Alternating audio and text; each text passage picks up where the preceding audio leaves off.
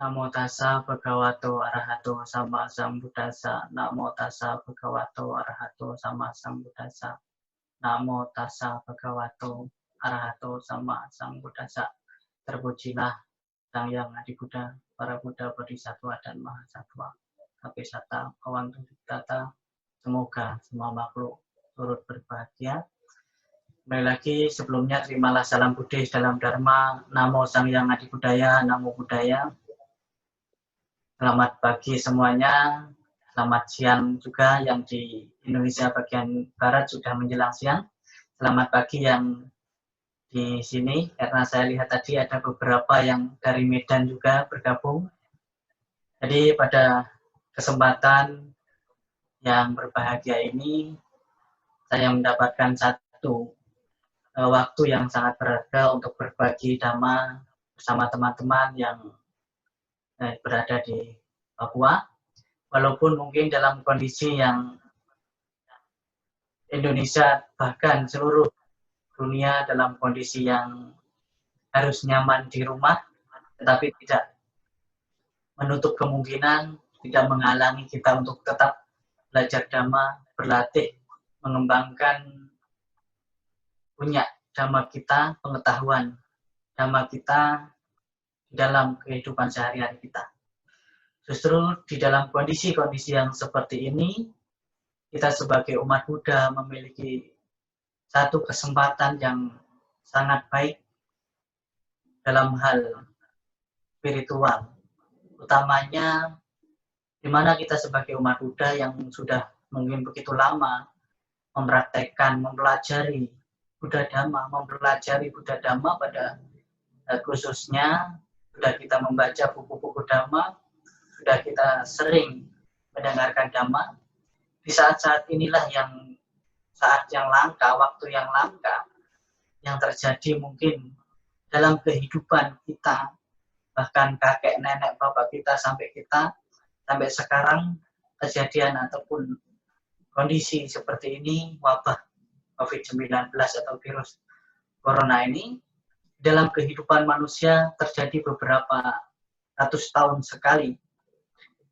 Bahkan ini sudah diramalkan atau ditulis di dalam kitab-kitab suci agama, bukan hanya di dalam agama Buddha yang sudah pernah terjadi.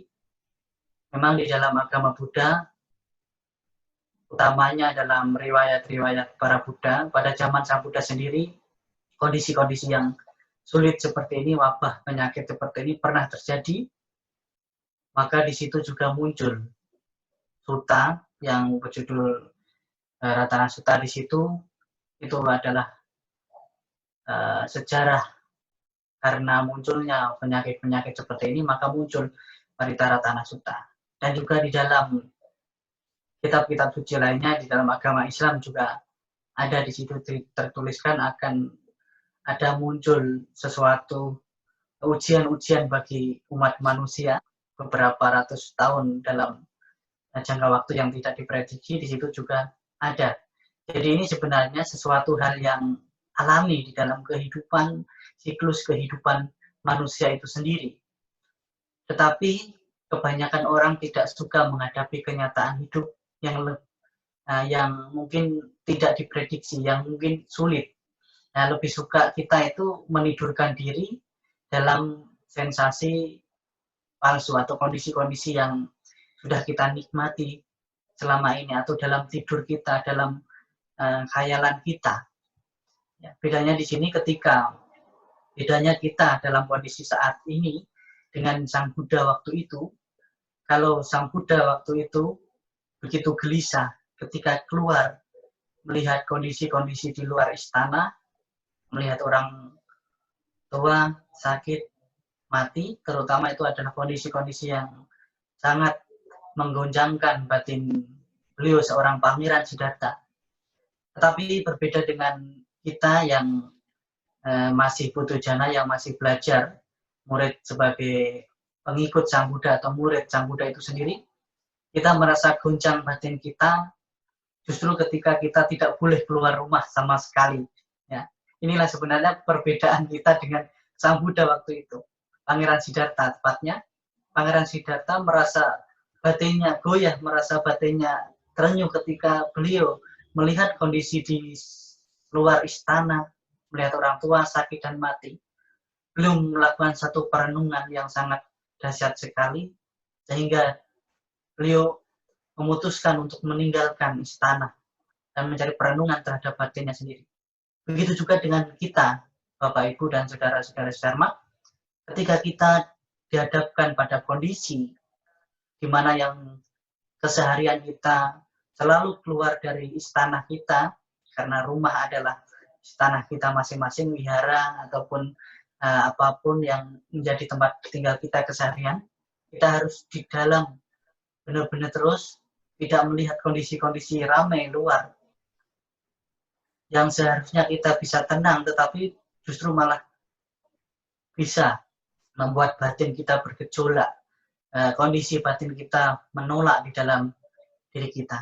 Disinilah sesuai dengan topik pada hari ini, yaitu hidup atau life transformasi adalah mengubah hidup kita secara total, pandangan kita secara total, pemikiran kita secara total.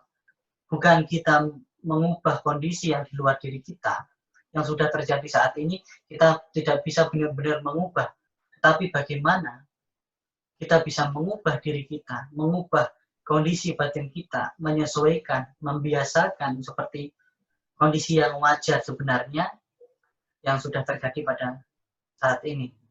Gimana kita bisa menerima perubahan ini sebagaimana adanya, mentransformasi diri kita yang memaksa diri kita harus benar-benar berubah. Ketika kita tidak mampu mengubah diri kita, justru disitulah kita menghadapkan sesuatu yang namanya duka, penderitaan.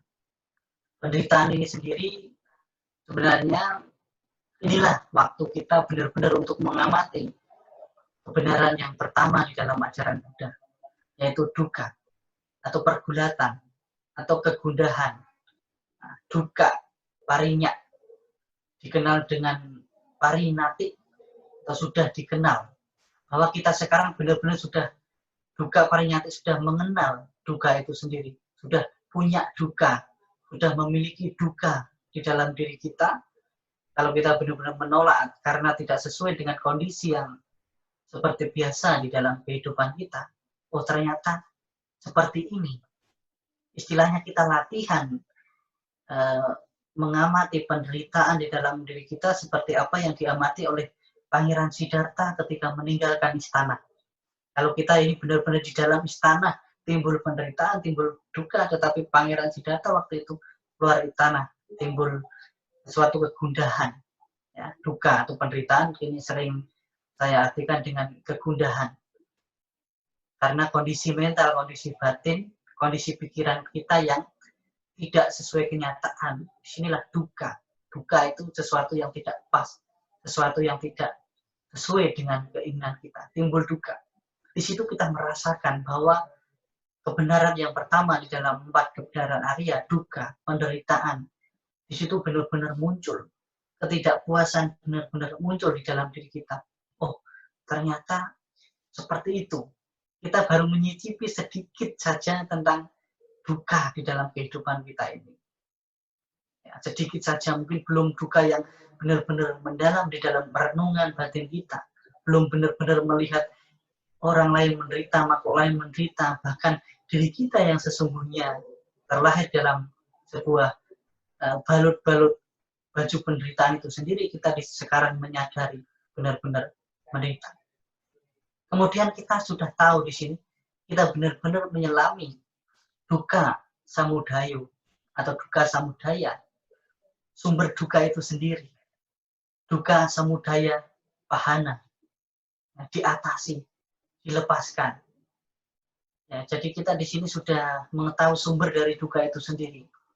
Ternyata dari wabah virus corona atau COVID-19 ini yang mengkondisikan kita tidak bisa bebas berkeliaran seperti biasanya.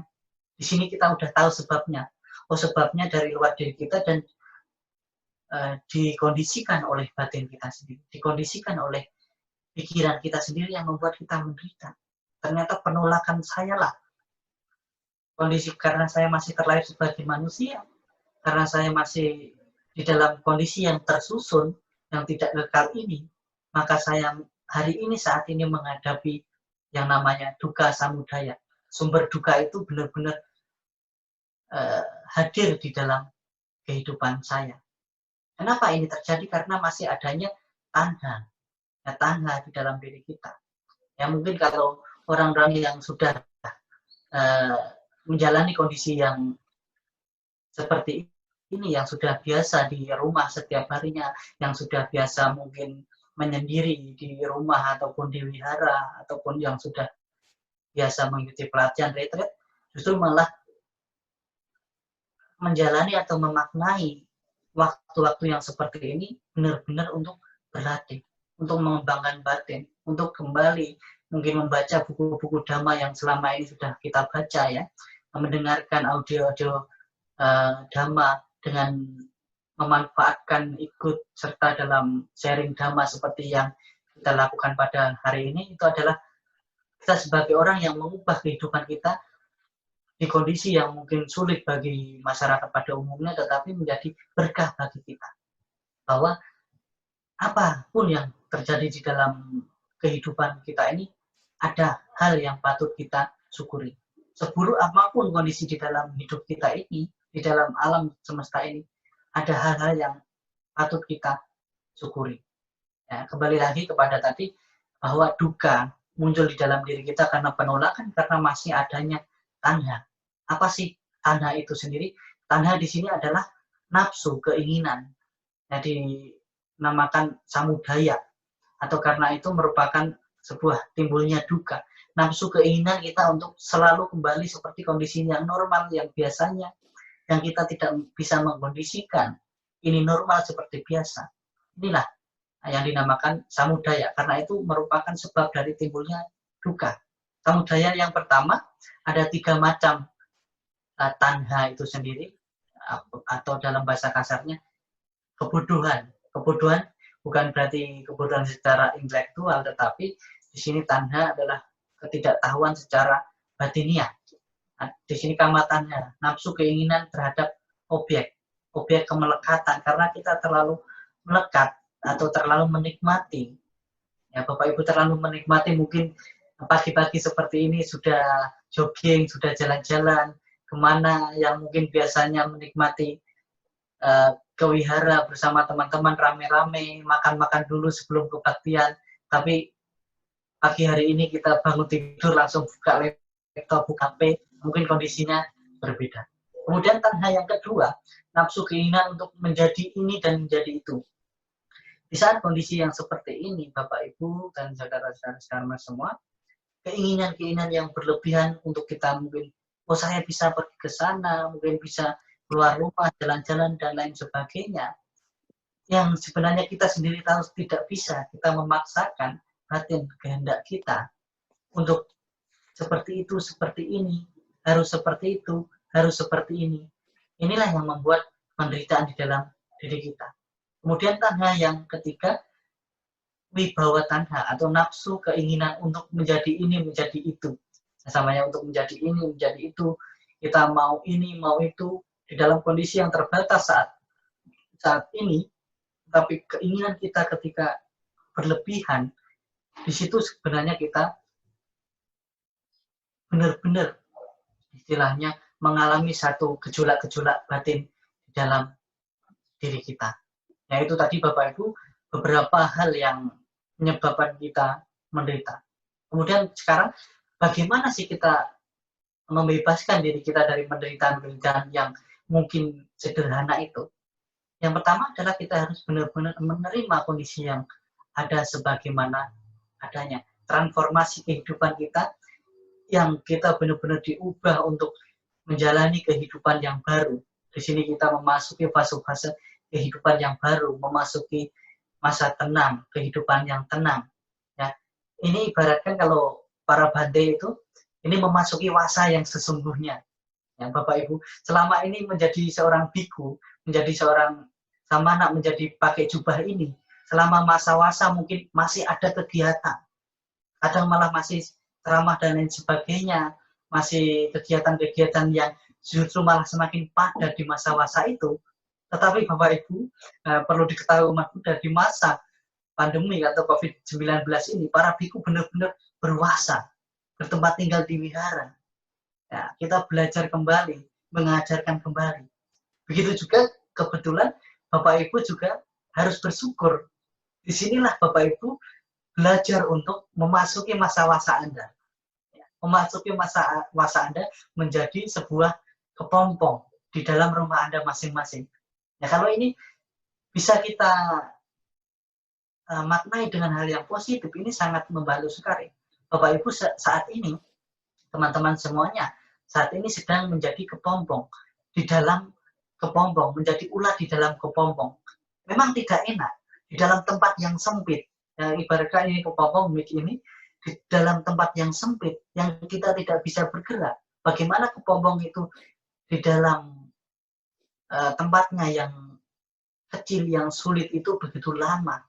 Pasti dia ingin keluar, ingin bebas seperti biasanya, seperti ulat, dia bisa melata kemana bersama teman-temannya. Tetapi sebuah kepompong, seekor kepompong itu, ulat yang di dalam kepompong itu ditutup dengan kondisi mungkin tidak tahu kita panasnya seperti apa, gejolak batinnya seperti apa. Tetapi di situ dia benar-benar justru malah bersemedi, ya, bermeditasi, bersemedi, mengembangkan batin-batinnya, kualitas batinnya. Istilahnya seperti itu. Begitu juga dengan kita, Bapak, Ibu, dan saudara-saudara semuanya. Kita berada di rumah seperti kepompong seharusnya. Kita menempah diri kita, benar-benar kita menempah, walaupun kita terbentur, tetapi nantinya kita akan terbentuk. Begitu juga dengan kepompong, dibalut dengan mungkin rumahnya yang begitu rapat, tidak bisa keluar sama sekali. Tetapi nanti begitu keluar, dia bebas menjadi kupu-kupu, menjadi yang indah. Transformasi kehidupan benar-benar terjadi di situ. Indah, benar-benar indah. Begitu juga ketika kita di rumah saat ini. Inilah kesempatan kita mungkin untuk introspeksi diri. Selama hidup saya ini, selama dari lahir sampai sekarang, kebajikan apa saja yang sudah saya lakukan. Kemudian keburukan apa saja yang selama ini yang dengan sadar saya lakukan. Karma-karma buruk apa saja yang sudah dengan sadar saya lakukan. Begitu juga dengan kebajikan saat ini apa yang perlu saya lakukan. Ini juga salah satu kesempatan bagi kita sebagai umat Buddha yang mengenal ajaran Buddha untuk melakukan satu kebaikan, kebajikan di masa-masa sulit saat ini.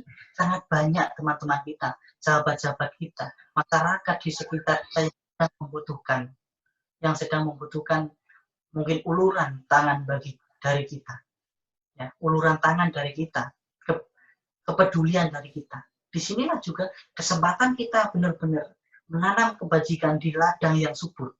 Ya, saat ini ladang yang subur sebenarnya bukan hanya kepada sangha, tetapi kepada orang yang benar-benar sedang membutuhkan. Nah, saat ini di sekitar Bapak Ibu banyak orang yang sedang membutuhkan. Anda tidak perlu menunggu orang yang sedang membutuhkan, orang yang tidak mampu.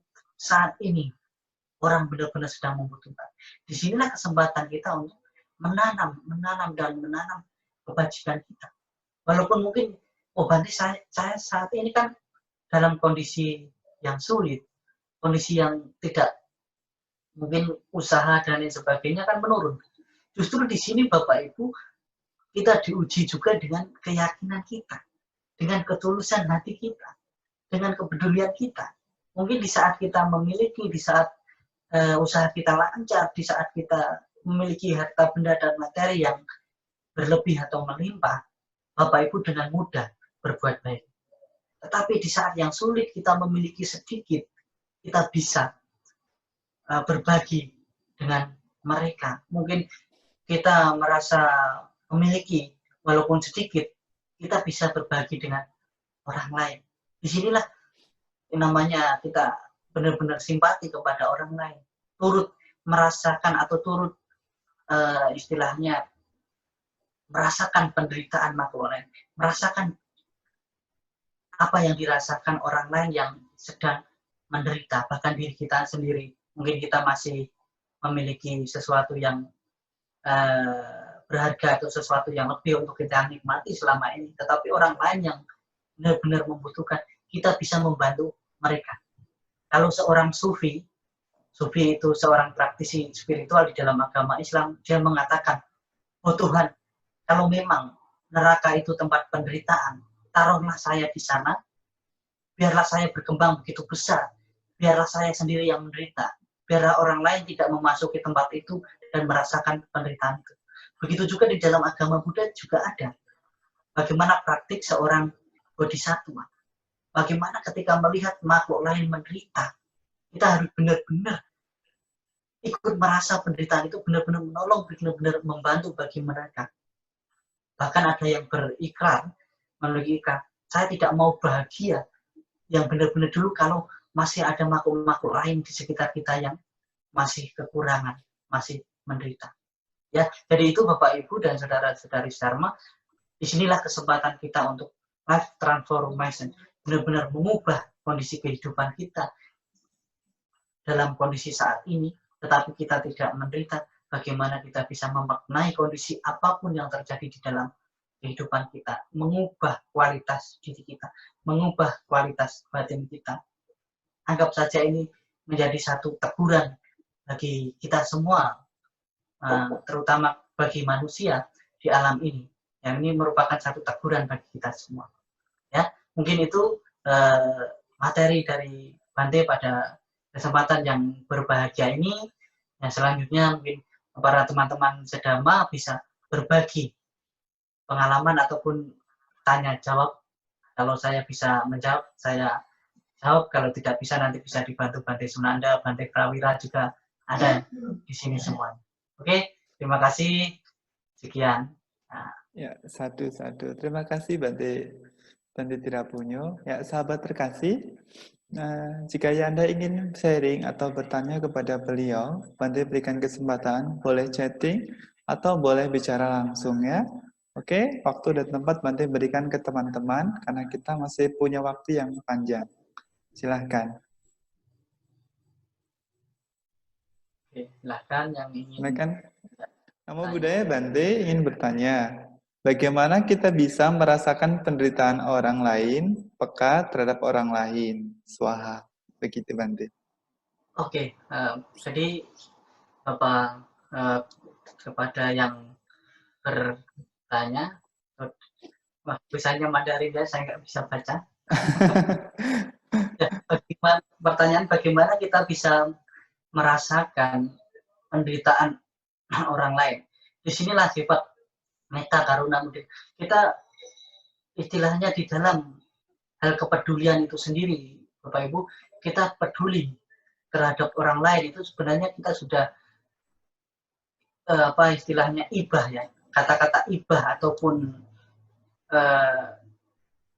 apa kasihan, bukan kasihan ya. Maka selama ini sebenarnya kita salah mengkondisikan diri kita merasa kasihan. Kadang-kala kita hanya merasa kasihan melihat orang lain itu susah, melihat orang lain kita itu istilahnya dalam kondisi yang menderita, kita hanya kasihan. Kita tidak pernah merenungkan bagaimana kalau saya di kondisi itu. Ya, saya sering merasakan istilahnya ikut merasakan penderitaan orang lain itu kadang saya putar balik. Bagaimana sih seandainya saya menjadi seperti dia, rasanya seperti apa? Gitu. Rasanya seperti apa? Digunggung seperti apa rasanya? Nah, merasakan bahwa perenungan itu membutuhkan satu perenungan. Ketika kita melihat kondisi seperti itu, kita melakukan satu perenungan kecil di dalam diri kita, itu kita akan merasakan. Sama seperti yang sebenarnya sama, seperti dirasakan oleh Pangeran Siddhartha saat itu. Mungkin kalau melihat orang tua sakit mati, bagi kita biasa. Ya teman-teman Dharma setiap hari, setiap saat melihat orang tua, orang sakit, bahkan orang mati mungkin setiap hari, setiap saat. Tetapi apa yang muncul di dalam batin kita dan di dalam diri kita? Biasa saja. Biasa namanya juga orang tua, pasti dia seperti itu. Namanya juga sakit. Tetapi Bapak Ibu, bila mana ketika kita melihat orang sakit, benar-benar kita renungkan, ya, benar-benar kita renungkan, melihat orang sakit, tua, mati, kita renungkan. Parita perenungan setiap yang hendaknya kita renungkan tiap hari. Serada momi anak itu bayar tidak momi bayar dia itu marananda momi marananda itu kan saya akan menderita usia tua seperti orang tua ini. Ketika kita melihat orang tua, saya akan menderita usia tua, saya belum mengatasi usia tua. Di situ orang itu sebenarnya mengalami satu gejolak batin yang luar biasa. Saya akan mengalami sakit, saya belum loh mengatasi penyakit ini. Di situ kita akan merasakan bagaimana gejolak-gejolak di dalam batin kita. Saya akan mengalami kematian.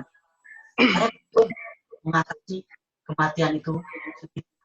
Ya, seperti itu, melakukan kita orang melihat orang kelaparan, mereka kelaparan menderita. Saya baru lapar sedikit aja sakit. Bagaimana mereka yang tidak bisa makan mungkin 1 hari, mungkin 2 hari. Disitulah timbul rasa kepedulian.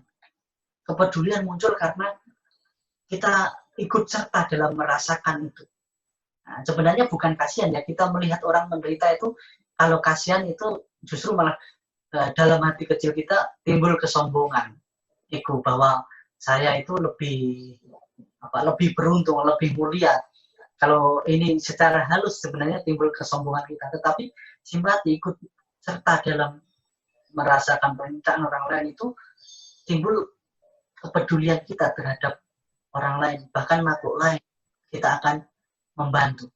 Nah, jadi intinya bagaimana kita bisa merasakan penderitaan orang lain ataupun makhluk lain, posisikan diri kita menjadi makhluk itu, menjadi orang itu, dan renungkan, oh kalau saya seperti itu, seperti apa ya? Maka butuh satu bantuan, maka butuh satu kepedulian dari kita. Sama seperti Sang Buddha waktu itu, begitu sudah mencapai, ngapain Sang Buddha sudah mencapai, kan sudah terbebas dari segala jenis penderitaan. Oh, kenapa kok malah Sang Buddha mengajar selama 45 tahun, harus hidup lagi selama 45 tahun, yang sebenarnya Sang Buddha setelah maha mencapai penerangan sempurna, mau maha parinibbana pun bisa, kan sudah tidak ada lagi. Tapi kenapa Sang Buddha harus mengajar selama 45 tahun lamanya? Karena Sang Buddha ingin makhluk-makhluk juga terbebas dari penderitaan, seperti penderitaan yang pernah dialami oleh Pangeran Siddhartha sebelumnya, oleh kehidupan Bodhisattva sebelum menjadi Buddha itu juga. Karena beliau tahu bahwa semua ini bisa dicapai oleh semua makhluk. Begitu juga ketika kita ingin membantu orang lain, oh ternyata orang lain pun ingin bahagia seperti kita. Kalau saya bisa membahagiakan orang lain, kenapa tidak? Ya, seperti itu jawaban dari saya dari pertanyaan yang pertama tadi. Terima kasih. Ya, terima kasih Bante. Itu tepat sekali Bante. Kita harus belajar mengembangkan simpati kita, yaitu memposisikan diri kita Bante ya, dengan kondisi orang lain. Nah Bante, ini ada 2 pertanyaan Bante. Saya bacakan dua-duanya Bante ya. Nanti Bante pilih yang mana. Ini yang pertama dari Ibu Koniatun, kayaknya dari Jayapura Bante. Beliau bertanya, Namo Buddhaya Bante, kami mau tanya bagaimana cara meningkatkan kualitas hidup kita yang baik dalam kehidupan sehari-hari. Ini yang pertama Bante. Yang kedua Bante, ini dari Chandra. Dia bertanya, Namo Buddhaya Bante, bagaimana cara kita menghadapi rasa kebosanan di saat kondisi saat ini? Begitu Bante. Oke. Ya, sebenarnya kedua pertanyaan ini sangat berhubungan sekali. Ya, benar Bante. Kebosanan ini kan satu kondisi mungkin yang saat ini dilakukan, dan pengembangan batin yang di dalam kondisi yang saat ini. Ya. Tepat sekali, kebosanan. Kenapa bosan? Karena tidak ada upaya, tidak ada kegiatan untuk mengembangkan diri, transformasi diri.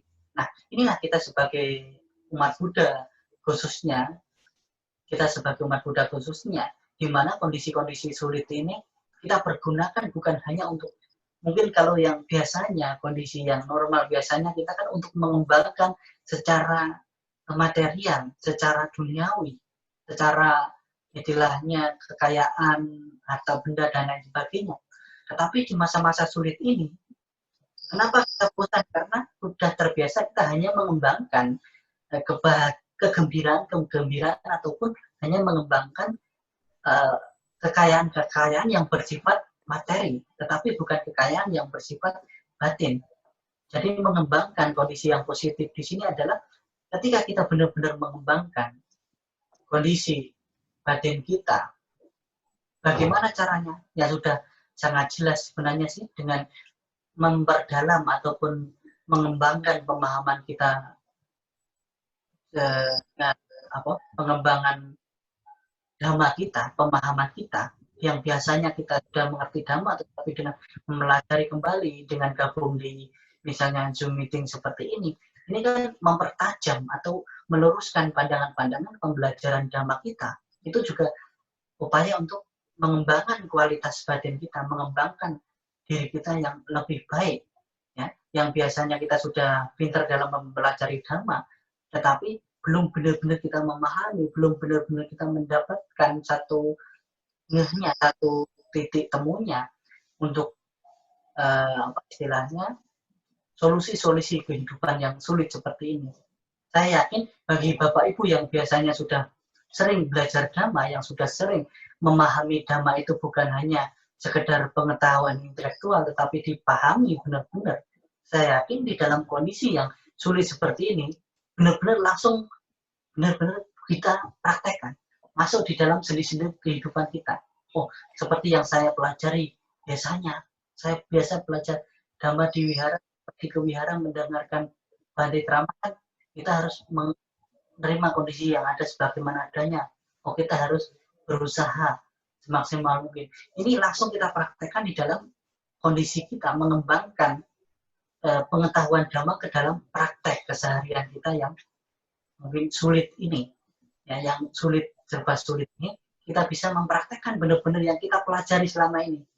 Ya, secara tidak sadar Bapak Ibu dan dhamma, kita sudah sangat banyak belajar dhamma, sudah banyak membaca buku dhamma, tetapi mungkin kemarin kita sangat sedikit sekali kita mempraktekkan. Tetapi di kondisi yang sulit ini, inilah Bapak Ibu secara tidak sadar sangat banyak sekali mempraktekkan. Terutama adalah Kandi Paramangta Putitika. Praktek kesabaran yang tertinggi adalah pertapaan. Praktek kesabaran adalah pertapaan yang tertinggi. Bapak Ibu sudah mempraktekkan sabar begitu lama, hampir 2 bulan ini ya. Tidak sadari praktek, tidak keluar rumah, tidak pergi berlibur dan lain sebagainya. Ini Bapak Ibu sudah bertapa di dalam rumah. Ini sudah praktek yang tertinggi. Sudah mengondisikan batin.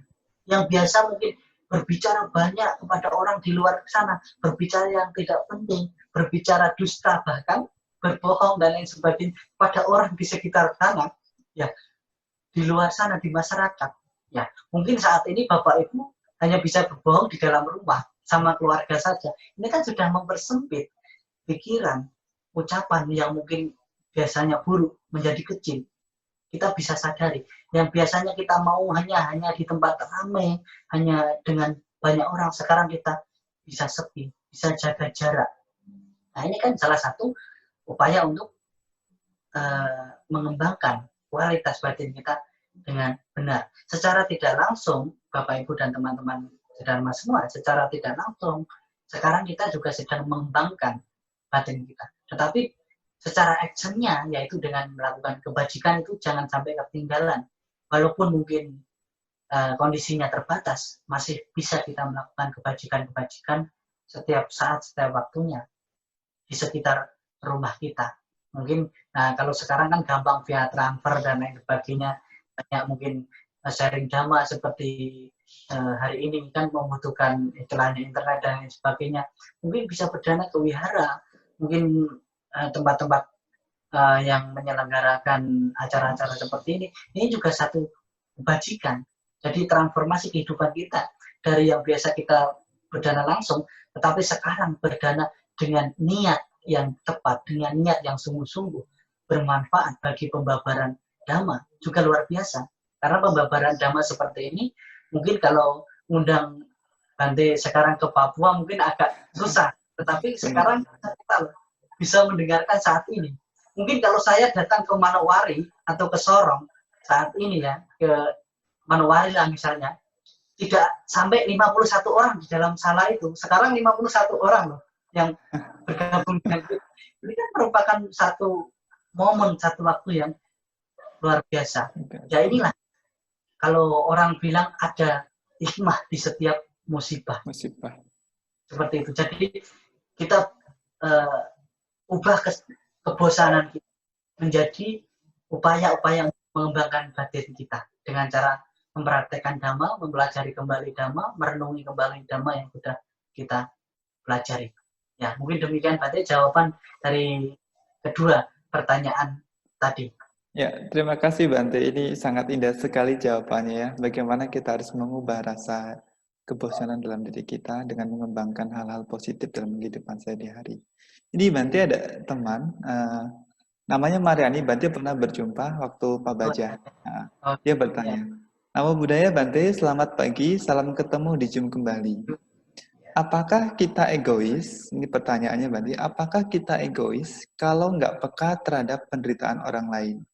Apakah akan muncul karma yang buruk? Karena kadang kita saja belum bisa buat diri sendiri bahagia. Oke.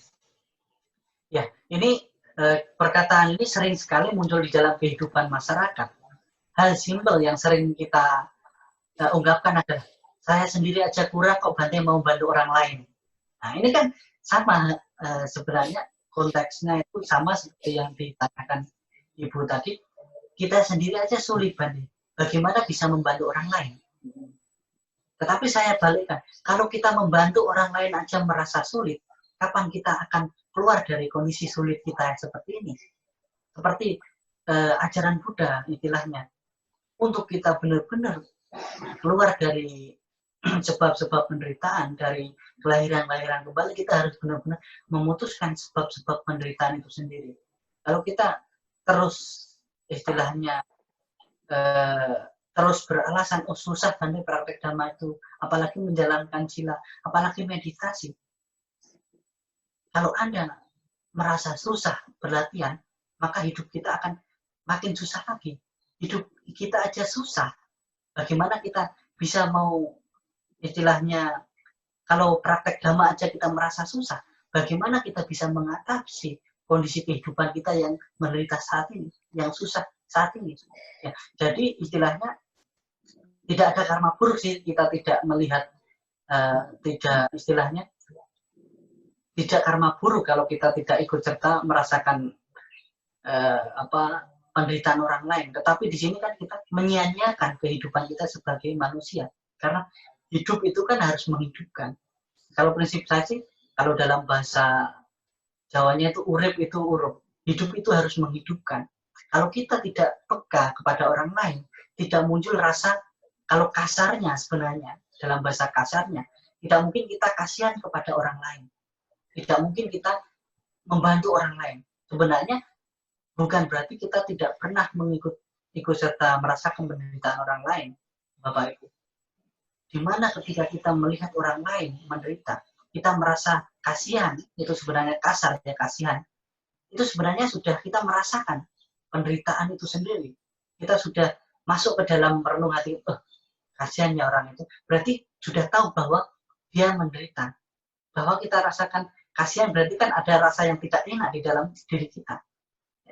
Kita kasihan ataupun peduli kepada orang lain itu karena ada rasa tidak enak yang kita rasakan di dalam diri kita. Yang objeknya adalah orang yang sedang menderita itu sendiri. Jadi, kehidupan kita, kelahiran kita sebagai manusia yang begitu berharga saat ini, jangan sia-siakan hanya kita untuk mementingkan diri kita sendiri. Kalau mungkin kita mau, karena meningkatkan kualitas batin kita, kalau kita kondisi kita mau lebih baik, justru kita harus menolong, justru kita harus peduli kepada orang lain. Ya, karena perjuangan kita dalam mengatasi penderitaan kita, dalam melepaskan dari keterikatan mungkin sebab-sebab duka di dalam kehidupan kita, itu perlu kebajikan, perlu kepedulian, perlu objek lain. Nah, tidak ada orang berjuang itu tanpa orang lain. Bahkan dalam pertapaan pun perlu yang namanya seorang biku, seorang pertapa, seorang bante, dalam pertapaan yang seharusnya berkelana seorang diri pun membutuhkan umat Buddha dalam hal menopang kehidupannya, yaitu makanan, yaitu jubah, dan lain sebagainya. Tidak bisa hidup sendiri. Jadi kepedulian kita secara tidak langsung setiap hari harus kita benar-benar gerakkan dalam kehadiran kebajikan kita juga. Bukan berarti kita tidak pernah merasakan penderitaan orang lain, tapi tidak benar-benar kita rasakan, benar-benar kita renungi. Begitu, Bante.